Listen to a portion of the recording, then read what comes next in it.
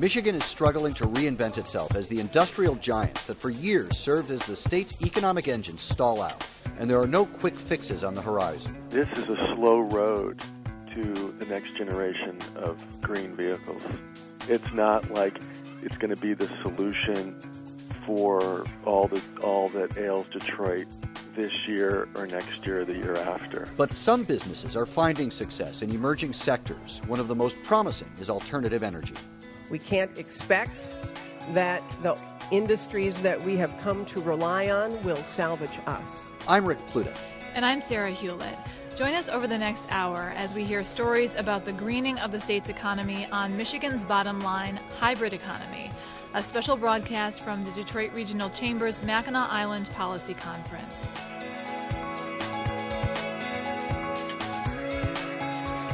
First, this news.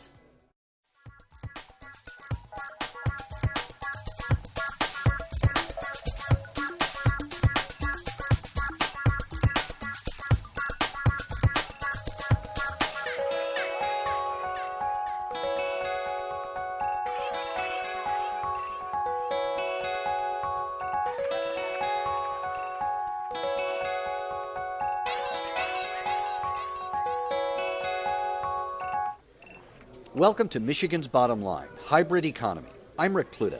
And I'm Sarah Hulett. Thanks for joining us for our annual broadcast from Mackinac Island and the Detroit Regional Chamber's Policy Conference. We're focusing this year on Michigan's efforts to break away from its reliance on old-school heavy manufacturing and shift to an alternative energy economy. You know, I took an alternative energy vehicle from the boat docks here to the Grand Hotel. And its emissions are not governed by corporate average fuel economy rules. Cars and trucks are typically not allowed here on Mackinac Island. But, Rick, you also took a ride this morning in a new Ford. That's right. I met up with a team from Ford that was bringing 2 plug-in electric vehicles here to the island under the cover of darkness. They had to get special permits, and Mackinac tourism officials insisted they had to be parked at the Grand Hotel before most people are awake, so no one would see them on the road.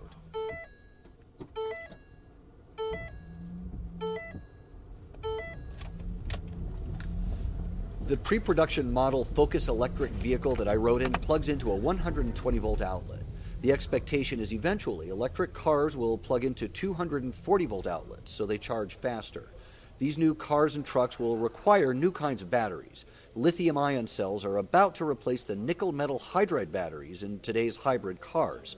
We have a report now from Tracy Samilton on efforts to make Michigan a hub for the new industry. Most people don't know it, but cars powered by lithium-ion batteries are on the road right now. Ted Robertson is with Magna International of Troy, which will make batteries for Ford's all-electric Focus. He opens the hood of what looks like an ordinary Focus. One big thing is missing. There's no engine. But with the hood shut, there's nothing to show you that it's any different than another Focus on the road, except if it accelerates and you don't hear any noise, you say there's something wrong with that car. The batteries that drive this electric Focus are lithium-ion. Cars like the Prius and Civic Hybrid use the old technology. Lithium-ion is lighter, stores more energy, and operates efficiently at both a lower and higher state of electrical charge. But there were some problems at first. Prabhakar Patil is president of Compact Power in Troy. The company will make lithium-ion batteries for GM's all-electric Volt. Patil says some materials in early batteries were quite flammable, or they released oxygen when damaged, and that set off cascade failures. There were safety concerns, let me put it that way, and we didn't want to have them blow up or explode, because if you do that, or if you allow that to happen, it really sets the technology back for many years. Patil says they modified the design and the materials, and lithium-ion batteries are now very safe. His company was going to make the Volt's battery cells in Korea and assemble the packs in Michigan. Then the state approved tax breaks for cell manufacturers worth hundreds of millions of dollars. Now Patil's company will make the cells here, too. Another company, A123 Systems, will make cells and battery packs in Michigan for Chrysler. Brett Smith is an analyst with the Center for Automotive Research. He says the industry moved in fast, and he credits the state's Economic Development Corporation. The MEDC 2.5 years ago was nowhere in the picture. Michigan was not considered a prime battery spot. In the last year, couple of years, they've done a fabulous job of positioning the state of Michigan. Smith says the new industry will create some white and blue-collar jobs, but he says this is not a labor-intensive industry, so it can never replace the tens of thousands of auto jobs Michigan has lost. Bob Cruz has a different worry. He's head of hybrid and electric vehicles at General Motors. We need to also have, my view, an energy strategy that causes consumers to want these kinds of vehicles. Cruz says it needs to be more expensive for people to drive a traditional car. Otherwise, they won't buy more expensive hybrids and electrics, and automakers won't see a return on their big investments in lithium-ion batteries. Cruz says lots of people bought hybrids when gas hit $4 a gallon last year. And as gas started dropping back down to $2 a gallon, you just watched the hybrid sales just fall off a cliff. Higher gasoline taxes would help. HybridCars.com editor Bradley Berman says that will be a tough political battle. Still, he thinks U.S. policy will support the new industry. For now, he's just pleased that automakers get it. The future is not the internal combustion engine. Just don't expect that future to arrive overnight. This is a slow road to the next generation of green vehicles. It's not like it's going to be the solution for all that ails Detroit this year or next year or the year after. Companies in Michigan are elbowing each other for a share of $2 billion of federal stimulus money set aside for battery technologies. Last week, Michigan's entire congressional delegation urged federal officials to use that money for a U.S. battery center of gravity in Michigan. I'm Tracy Samilton in Ann Arbor. Dow Chemical is one of those companies jumping into the battery game. The company is well known for products such as saran wrap and styrofoam, but its executives say next-generation batteries are a good fit for the company. So Dow is building a new plant near its Midland headquarters, which will employ 800 to 900 people if things go as planned. Sarah spoke with Dow Vice President George Hamilton.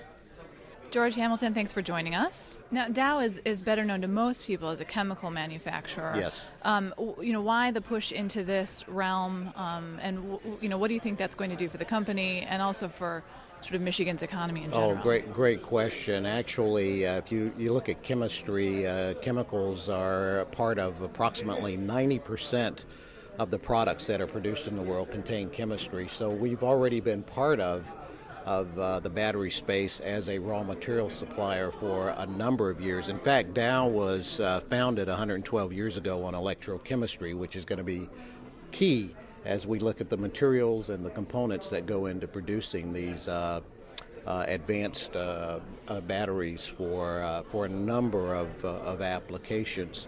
Is the idea then that Dow would be producing these batteries for all kinds of vehicles, all kinds of brands? Yes, and initially our focus is certainly on the U.S. market, and there's still a discussion about whether the first application area will be into trucks and heavy trucks and then migrate into passenger vehicles, if that's the right route, or whether we should go passenger vehicles and try and drive that quickly. But the initial focus is certainly the companies that would consume these batteries here in the U.S., but we're prepared to supply these products and technologies to all OEMs. And again, that's back to when you look at what we're trying to get done here. It's not just a Michigan play. As we look at recreating and re-energizing the economy for the state of Michigan, we have to look at becoming the center of expertise for alternative energy for the world. That's really our bigger goal and vision here. We've heard a lot about problems with sort of the next generation of batteries, weight, volatility, exploding batteries. What are some of the hurdles that need to be overcome? Well, there's lots of challenges in this, and you've mentioned quite a few. Some of those have already been addressed. I mean, if you look at safety, you talk about explosions and fire.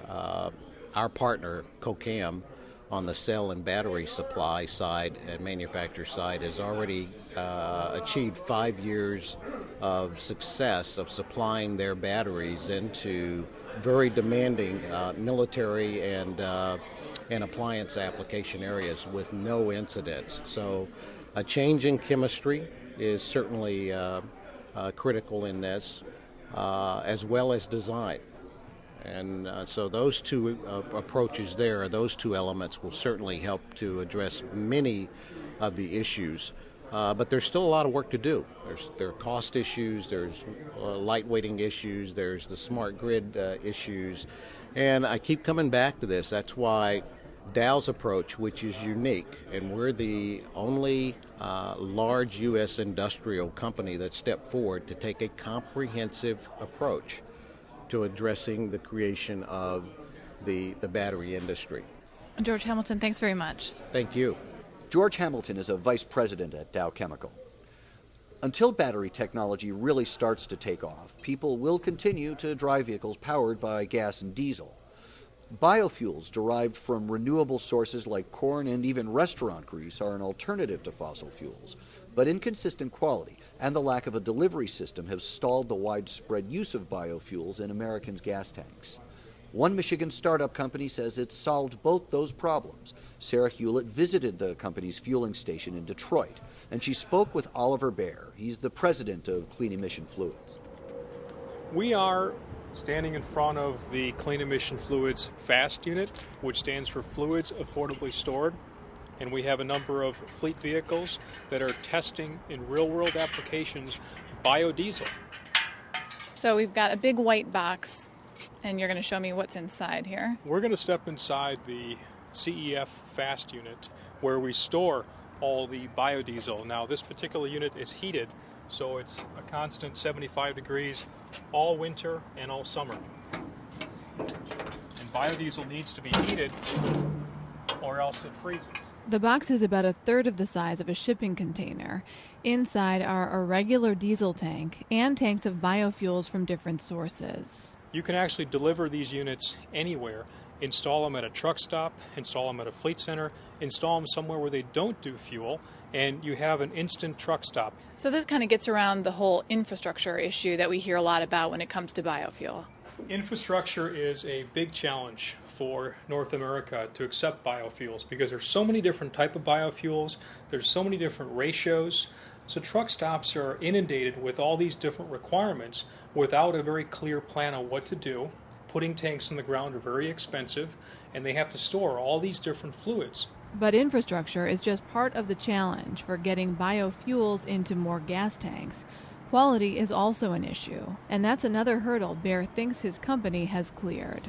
My name is Dean Kelly, and I'm a driver at Art Van, and I've been running the B20 fuel in my truck for over a year.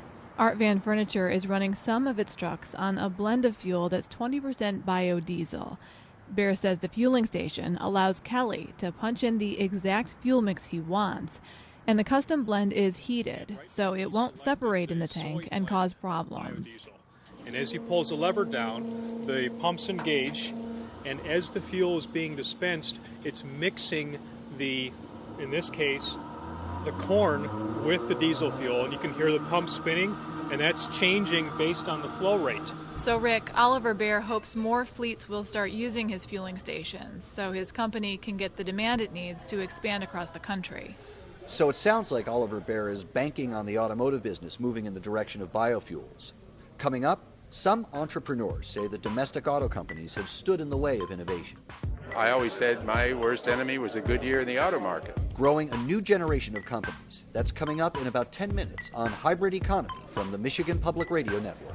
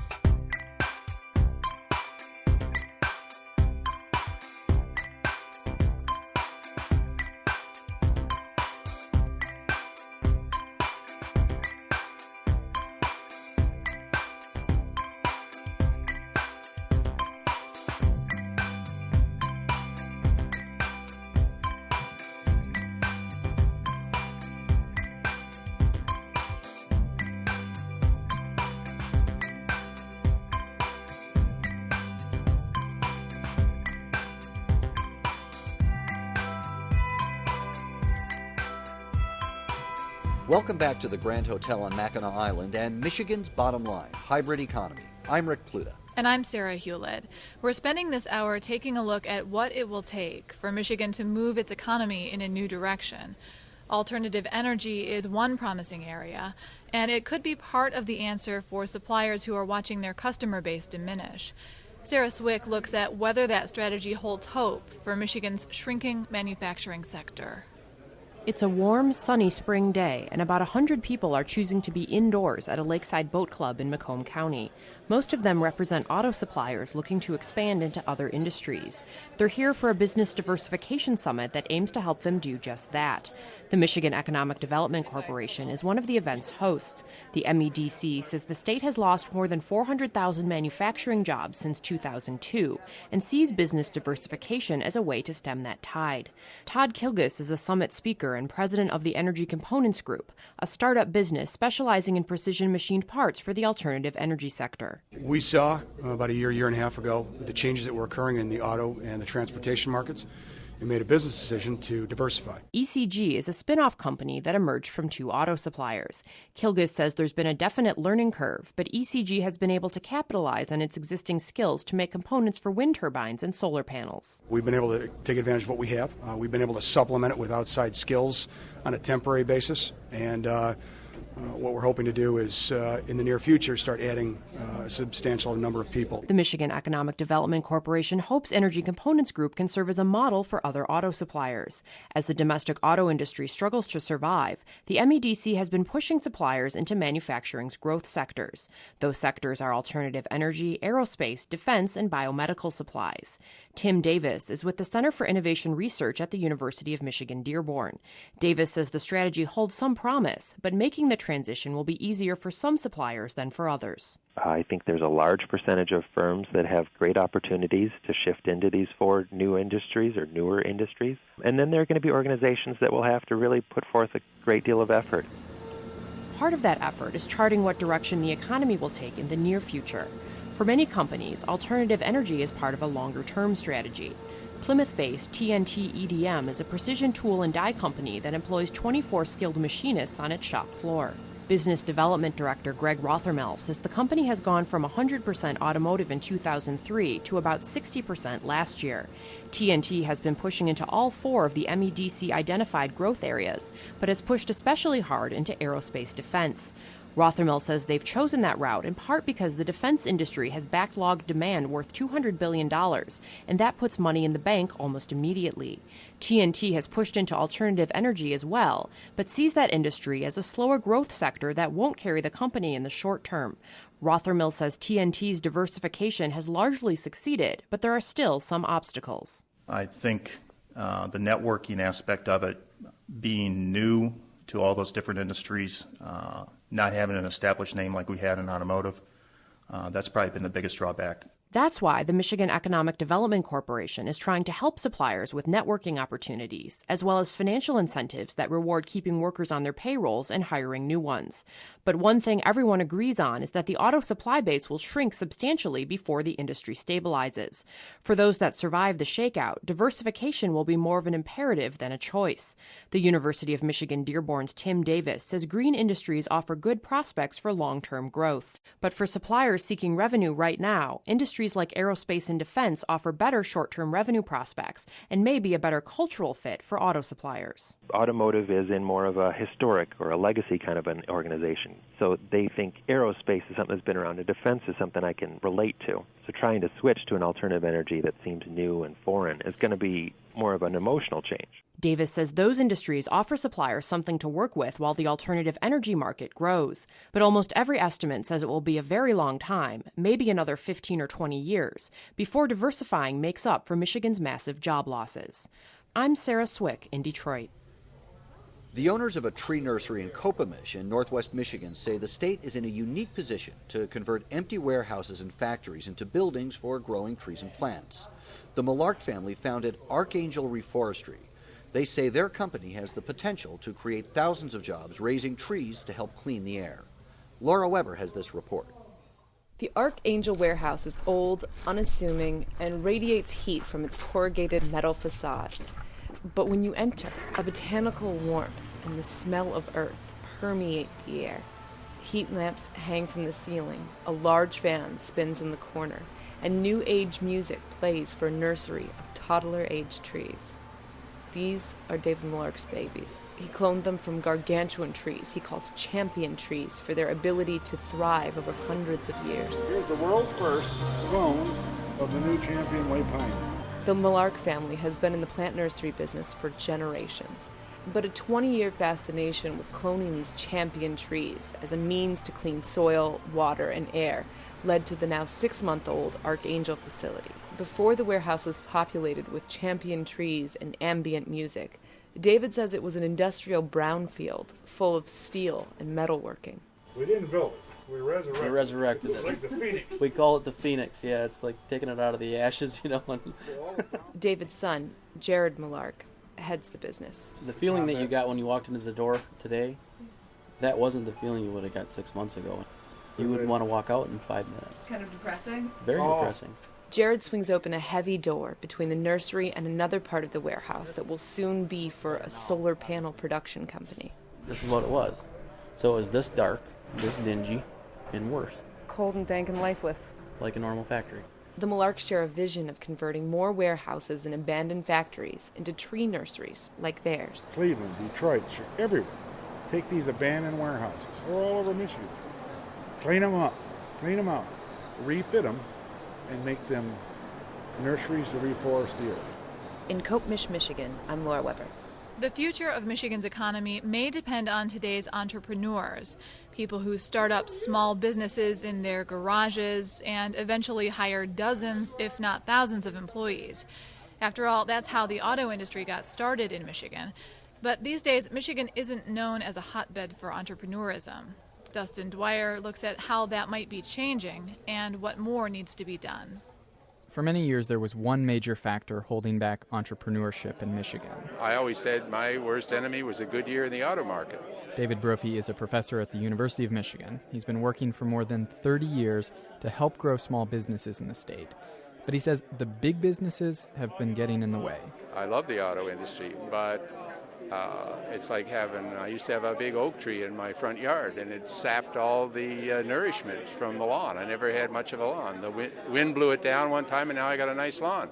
So it's the same phenomenon here. And for this entrepreneurial lawn to grow, more people have to be willing to start their own companies. Our main competitors, to be honest, are automotive-based technologies. They're going to be the big guys. Kyle Schwolst is pitching his company to potential investors at the recent Michigan Growth Capital Symposium. Schwolst is a former Ford engineer who set out 6 years ago to clean up small engines for things like motorcycles, four-wheelers, and riding lawnmowers. It's a big problem. These small motors pump out a lot of pollution. If you actually use a riding lawnmower for 1 hour, you'll emit the same massive pollution as driving a car across the continental United States. So they're very polluting. Schwolst has come up with a relatively cheap and effective way to cut 90% of the pollution from small engines. He started a company called Electrojet, and he got a lot of help from the state and other agencies, a total of $1.6 million in grants and loans. Officials from Automation Alley in Oakland County also took him on a trip to China, which helped him land his first customers. But to meet those customers' needs, Electrojet needs new investment. Despite the economy right now, we are in a growth stage, and we need to find people that are interested in investing in companies like ours while the time is right. Specifically, Schwolst needs the help of a venture capitalist or other private investor. This is where things really get difficult in Michigan. The problem we have with the venture capitalists is that we don't have enough in this state. Ed Clemente is a Democratic state representative from Allen Park. He heads up the New Economy and Quality of Life Committee in the state house. He says most of the private investment money, venture capitalists, or even what are called angel investors, they live in places like Silicon Valley or Boston. And Michigan entrepreneurs can win investment from those places, but it's more likely they'd be forced to move. So Clemente says Michigan needs to cultivate more of its own venture capitalists. And he can think of a good way to do that. Give them tax breaks. The problem is Michigan is cash-strapped, and state legislators already have trouble balancing the budget. So it's very hard to tell people, we want to give more incentives to lower the revenues we already have. So there's more pressure on them. That's one of the sad realities in Michigan right now. At a time when the state desperately needs to encourage entrepreneurs, there are fewer resources to do so. The strategy at this point is to target incentives to particular industries, like film or electric car batteries. That means some entrepreneurs will get less help than others. The good news is hard work can still pay off. Kyle Schwolst of Electrojet has found some potential investors, and talks are underway to finalize a deal. I'm Dustin Dwyer in Ann Arbor. Rick, on your drive up to Mackinac, you stopped by the Michigan Civilian Conservation Corps Museum near Roscommon. Yeah, back in the 1930s, it was called Camp Higgins Lake. So what did you see? Well, the museum itself is closed, state budget cuts, but you can still walk around and see the forest fire watchtowers and a replica of a tar paper barracks. There's also a statue of a Civilian Conservation Corps worker leaning on a double-edged axe. The Corps was a New Deal program during the Great Depression. It was apparently the idea of Michigan's Republican U.S. Senator James Couzens. The Civilian Conservation Corps put an estimated 100,000 men to work in Michigan to do things like plant trees and dig ditches.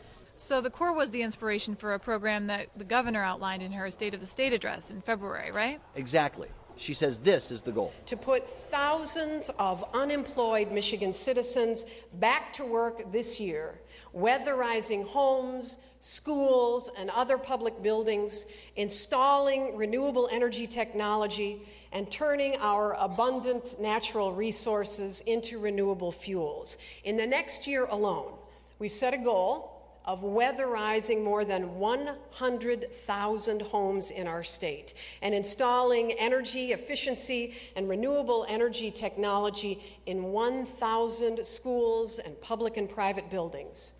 Each one of those projects means new jobs for people who need them now. But we haven't seen many of those jobs yet, or that training for what the governor's calling the Michigan Energy Corps. I'm talking now to Keith Cooley, who's the CEO of Next Energy. That's a business incubator in Detroit. And also with me is Liesl Clark. She's a deputy director at the State Department of Labor and Economic Growth. Thanks for joining us. First, Liesl, what is the holdup in ramping up the Energy Corps? Well, there's really no holdup in ramping it up, but what has happened is the way the ARA dollars have come to the state was not... The what dollars? The economic recovery dollars.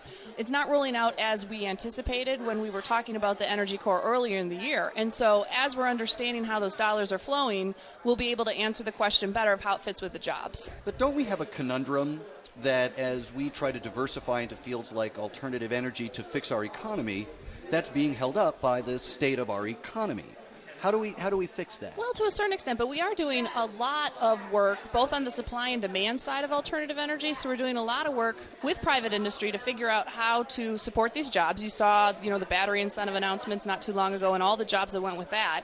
And on the supply side, we're working through the No Worker Left Behind program, Green Jobs Initiative, with displaced workers to help retrain them into the areas that, for example, those battery companies are going to need. Well, how long then until alternative energy jobs seriously start filling the void that's left by the loss of hundreds of thousands of traditional manufacturing jobs? I think it's already started, even though... It's starting, but this is a trickle of jobs compared to what we're losing. Yeah. We have the unemployment rate to prove That's true. And to your point, we've lost jobs at the 10,000, 30,000, 40, and 50,000 kind of clumps. We won't gain them back that way. It will be some time before we'll gain them back at 100 or 1,000 or 5,000 at a time, most likely for a while, until we sort of reach a certain point, a tipping point, if you will, where we can accelerate. What should the state be doing right now that it is not doing to help attract and create the kinds of jobs that we're talking about? I'm hard-pressed to talk about much that they aren't doing. I think it's more in terms of what could we do more of. And it's the doing more of is having more human assets in place to run hard after attraction of companies from outstate or out of the country. When you say having human assets in place, what are you talking about? People in place to do People what? in place to to go to Europe or to go to Japan or to go to places outside the state of Michigan and find the companies that are doing this kind of work and bring them back here. I could not agree more. I mean, that is absolutely the point. There's so much opportunity out there, but we need more people out there to tell Michigan's story and to attract that back here. But if there's that much interest in it, then why don't we see more jobs being created right now? It just takes time. It's time to prime the system. We have, in the last 15 months in Michigan, booked $500 million worth of work with wind turbine generation, power generation companies like GE, Investis, and Windspire and others. And that money has been booked by Michigan manufacturing automotive suppliers who've now diversified to the wind energy side of the system. But you book that business, right? But it takes time. It may take a year or two before contracts are made, prototypes are built, and we get into full production, just like with a car. So it will come. It will come quickly, but we're sort of at a fledgling state. There's also a lot of retention. So when we're talking about these suppliers, we're talking about working with automotive suppliers and keeping them in business, still doing what they do for the automotive industry, but taking a look at a different direction and saying, all right, how can I make this gasket in a different size that will support the wind turbine industry? And then Next Energy helps them understand who they can sell that to. Who's the tier one? Who's the OEM? How does that work? That was Liesl Clark of the State Department of Energy, Labor, and Economic Growth, and Keith Cooley of Next Energy. Thanks for joining us. Thanks, Rick. Happy to be here. Before we transition into a greener economy, a lot of people are looking at how we can make traditional fuels cleaner. One way is to remove the carbon from fossil fuels and inject it into the ground.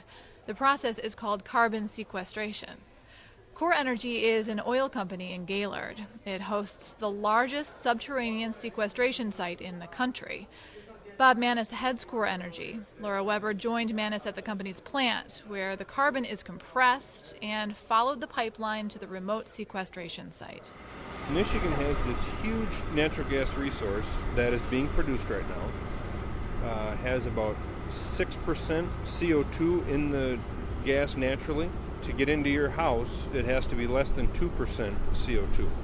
And so now you've got, between the field and your burner tip in your furnace, you've got to take CO2 out of this gas that's naturally there. And that's what's going on at this plant. We take the CO2 from there that would otherwise be emitted into the atmosphere. We capture it, compress it, send it into this pipeline. It goes 10 miles north, and we re-inject it into old, depleted oil fields. Every place where there's been oil produced, there's 3 times as much oil left in the ground. And so you got all these resources down there, but it's expensive to get. Engineers for decades have been trying to figure out what's the best thing to do. Well, it turns out the best thing you could use is CO2.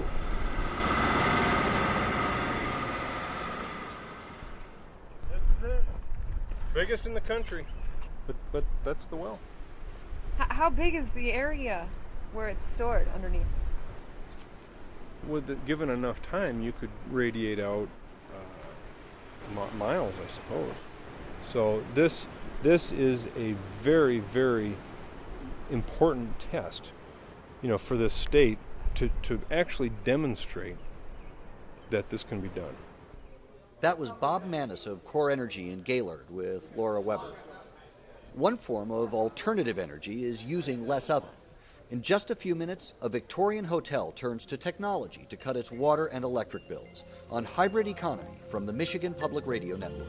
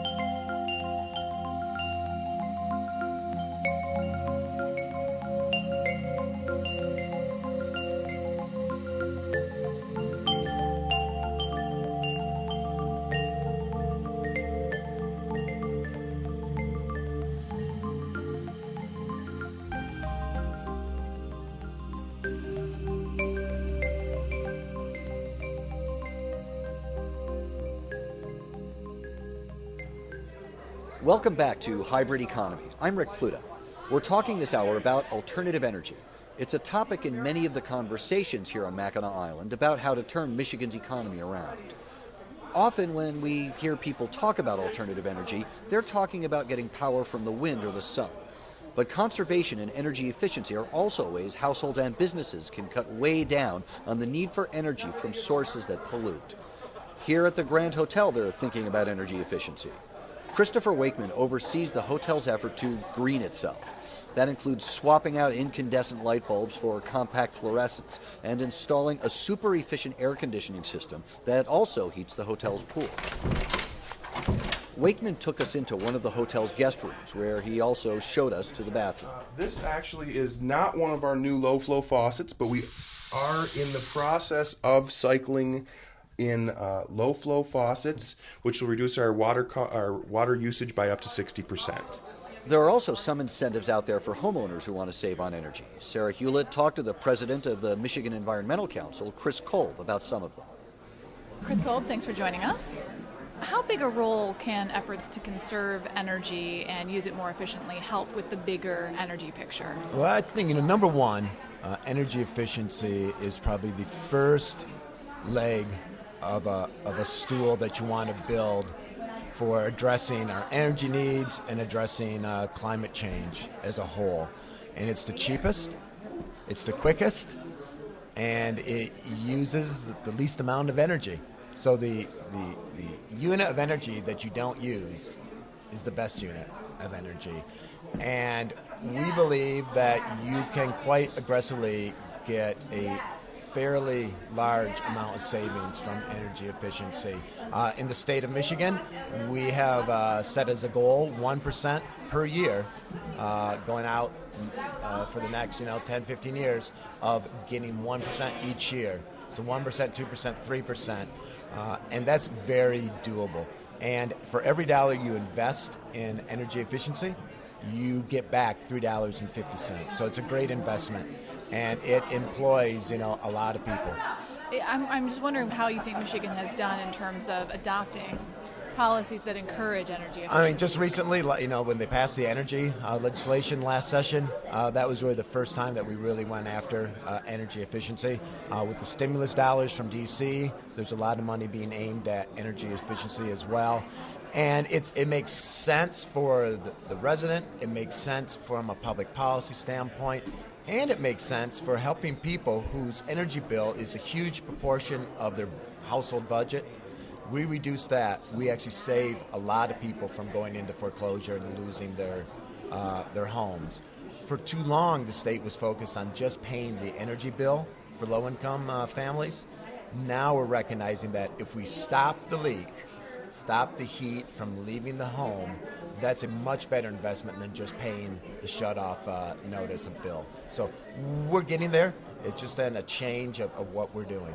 So what are the incentives that are available for homeowners who want to re-insulate their homes or buy energy-efficient appliances? And are they available for people besides they're the available for, families? yes, I mean for anybody. There is a federal incentive of, I think, $1,500 a year.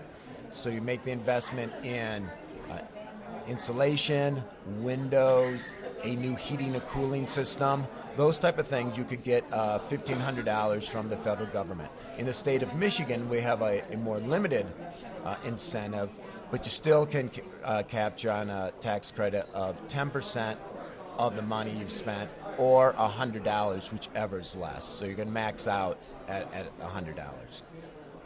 Some time ago, there was a lawsuit filed on behalf of the building industry that blocked rules that would have required buildings to be more energy efficient. How much did that set things back, do you think? And is there anything on the horizon? Yeah, I think Michigan is moving ahead with building codes and making them, whatever we build, be much more energy efficient. I think it did set us back. We'll catch up. But if you're looking at, we're moving from a standard in the mid-50s when natural gas was cheap, there was no insulation, to when, prices got higher, we insulated, we did some things. We now realize that there's a lot more savings we can do if we build our homes right.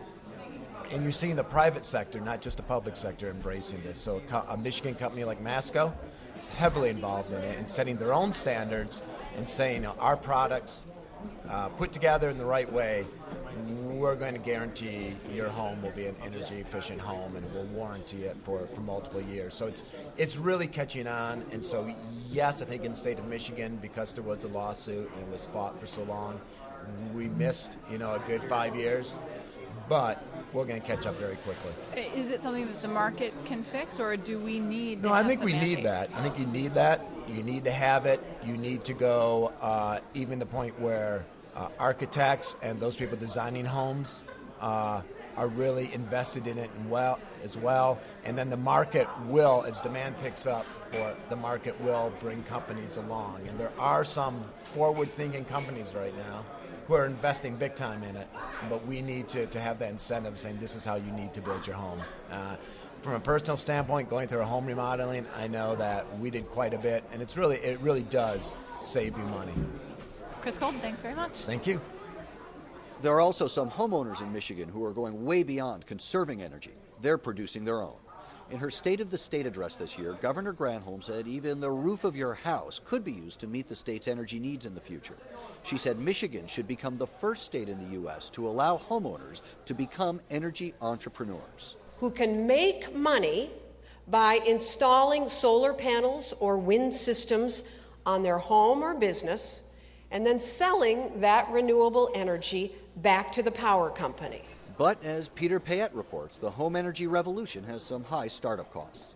You can already sell energy to your power company. You just won't come anywhere near recouping your costs.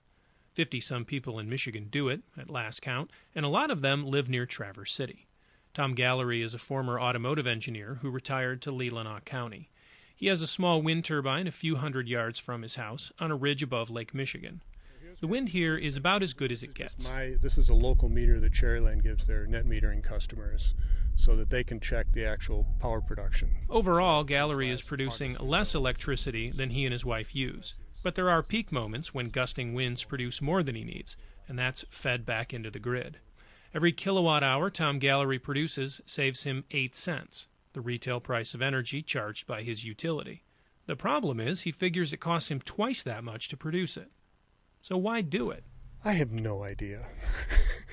No, it's kind of a hobby, and if you're going to do something like that, you have to make that, if you're going to do small wind, you kind of have to do it because it's a hobby, you want to see how they work. So if people all over the state are going to become energy entrepreneurs, something will have to change. What's been proposed in Michigan is a bill that would require power companies to buy renewable energy from their customers at a premium rate under 20-year contracts. So instead of 8 cents, Tom Gallery would get 25 cents for each kilowatt hour he generates.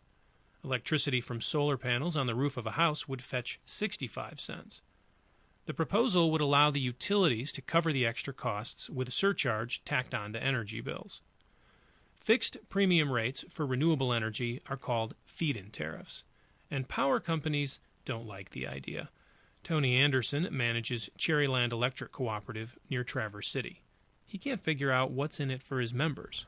I see feed-in tariffs as a subsidy that every member is going to have to pay.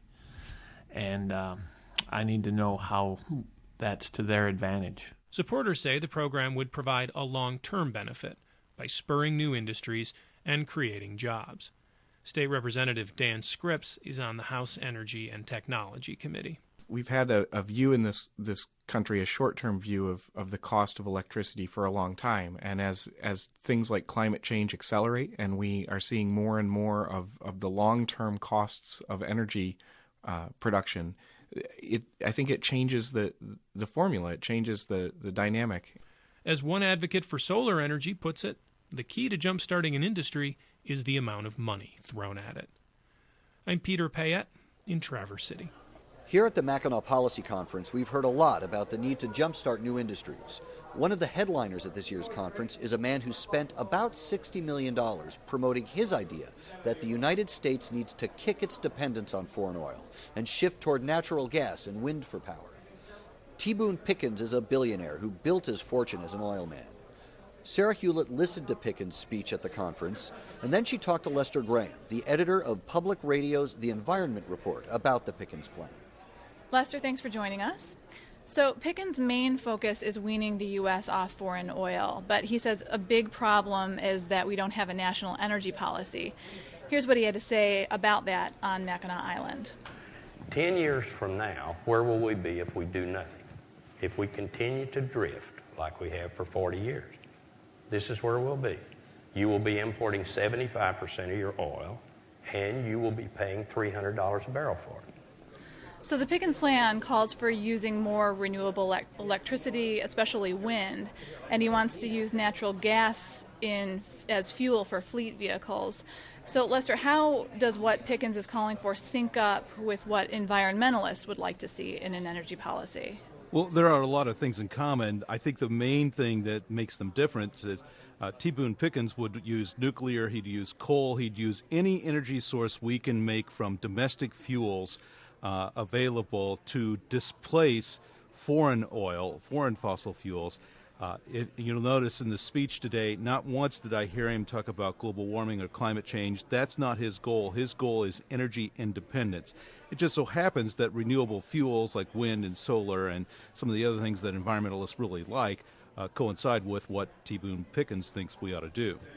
Yeah, I mean, he talked about drilling in the Arctic National Wildlife Refuge. He talked about drilling off the coast as things that he supports. Yeah, things that environmentalists really don't like. I want to talk for just a minute about the wind portion of his plan, which has gotten a lot of attention. This is what he had to say about the potential for wind turbines in the Great Plains, where there is a lot of wind. Right here, he's talking about the town of Sweetwater, Texas, which was struggling before wind came to town. A kid getting out of high school there to go off to college would never come back to Sweetwater except for a visit because they had no career opportunity there. And now that town is above 12,000 and 25% of the jobs are wind related.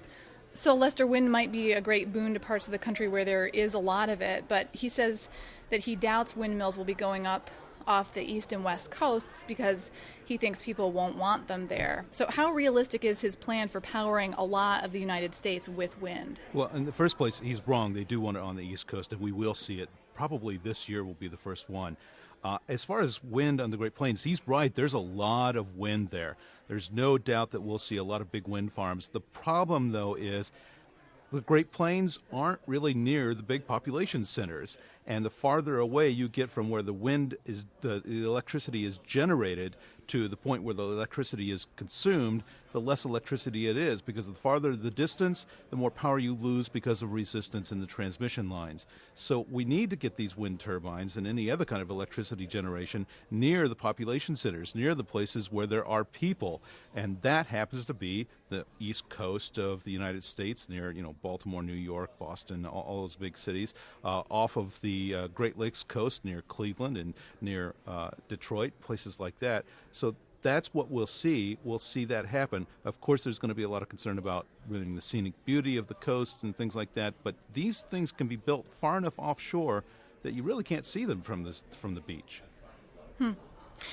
So Pickens, he's spent about $60 million of his money on ads promoting this plan, which we should point out aligns with his own business interests. I mean, he's got money invested in natural gas and wind companies. And there are criticisms about the natural gas component of his plan, that there isn't the infrastructure for distributing it or the vehicles to put it in here in the U.S. anyway. But overall, how do you see his plan figuring into a national energy policy? Well, the infrastructure is there for natural gas in many cases. All you have to do is have a nozzle to fill up the car. The problem is there aren't the cars. The cars are not here yet. They're being sold in Europe, but not in the United States to any great extent. I think that, his plan is let's find a short-term solution, a lot of short-term solutions to get us off this foreign roller coaster. One of the main points he made is we've got so much of our wealth being transferred to countries we don't necessarily like, just for the right to burn a tank of gasoline. And that could stop really easily by changing how we get fuel in the United States. But we have to have the right kind of vehicles that burn the right kind of fuels, the kind of fuels that we can produce here in the United States. Yeah, he talks about natural gas as being a bridge to battery technology that is still evolving. Is that how you see it as well? It could be. The nice thing about natural gas is it's much cleaner than petroleum products, and it emits less greenhouse gases, so that's a good thing. The problem is there are no cars being sold here right now for that. And that's something that the domestic automakers and others could really look at seriously. And they have, I believe. I mean, GM and Ford both, I think, produced natural gas vehicles and quit because the demand wasn't there. So maybe it's a chicken and egg situation. Yeah, I think if we see oil prices go up again like they did last year, and natural gas prices stay at a more or less more moderate level than oil, we'll probably see people drift toward other kinds of fuels like that. Well, Lester, thanks for your time. Oh, certainly. That was Lester Graham, editor of the Environment Report. We should note that this conference is taking place under the cloud of what's happening with the domestic auto industry. Chrysler is trying to emerge from bankruptcy, and General Motors is expected to file for bankruptcy protection on Monday. We have heard about some of the challenges of moving Michigan into the alternative energy business. And we've heard from government and business leaders who are trying to deliver a message of optimism in hard times. Governor Granholm assumed the role of optimist-in-chief when she addressed this conference. We are not going to sit back and allow this to go into a downward spiral. We will diversify this economy, and we will do it in a smart way that takes advantage of these great natural assets, our universities, a workforce that is second to none, and leadership like you all who can be the place where the word can get out, where you can be telling the story about how Michigan can transform. And here on the island, a lot of people seem to be on the same page. The public relations firm John Bailey and Associates surveyed people attending this conference. More than 3/4 of them believe the efforts to diversify the state into alternative energy are helping. And 70% believe the state's economy will improve within 5 years. That's more people than thought that last year at this time. Vincent Duffy and Gretchen Millick helped us edit our stories. We had production assistance from Zoe Clark and Meg Young. Reporters were Sarah Swick, Dustin Dwyer, Peter Payette, Tracy Samilton, Nicole Walton, and Laura Weber. Special thanks to Katie Sulau and Amy Robinson. The executive producer of Hybrid Economy was Tamar Charney. I'm Sarah Hulett. And I'm Rick Pluta. This is the Michigan Public Radio Network.